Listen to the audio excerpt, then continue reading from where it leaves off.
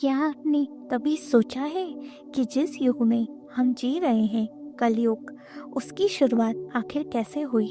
क्यों इस युग में पाप बढ़ गया?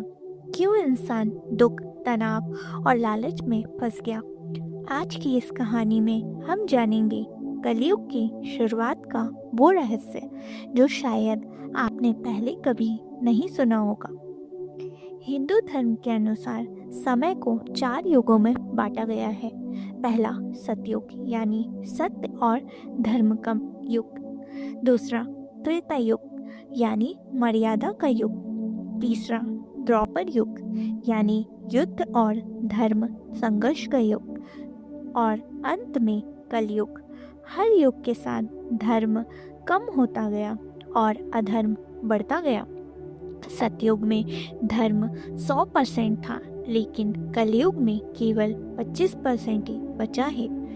कलयुग की शुरुआत द्वापर युग के अंत से होती है। जब महाभारत का युद्ध समाप्त हुआ, धर्म की जीत हुई, लेकिन एक भारी कीमत पर।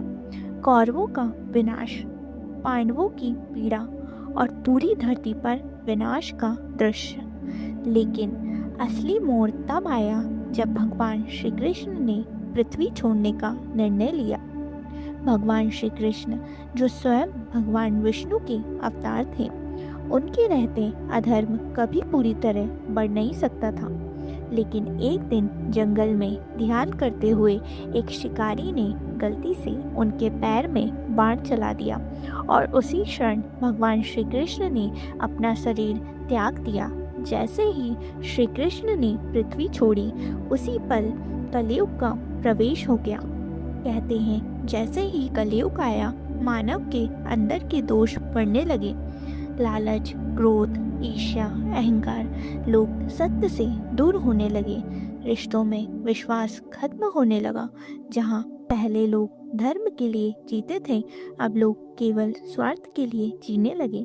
कलयुग ने धीरे धीरे मनुष्य के दिल और सोच को बदल दिया। लेकिन क्या कलयुग सिर्फ बुराई है? नहीं, शास्त्र कहते हैं कि कलयुग में एक सबसे बड़ा वरदान भी है, और वो है भगवान का नाम लेने से ही मुक्ति मिल सकती है। जहाँ पहले युगों में कठिन तपस्या करनी पड़ती थी, वहीं कलयुग में सिर्फ सच्चे मन से भगवान को याद करने से मोक्ष प्राप्त हो सकता है। तो दोस्तों, कलयुग की शुरुआत भले ही अंधकार से हुई हो, लेकिन इसमें प्रकाश भी छुपा है। अगर हम अपने जीवन में सत्य, धर्म और भक्ति को अपनाएं, तो हम इस युग में भी एक अच्छा और शांत जीवन जी सकते हैं।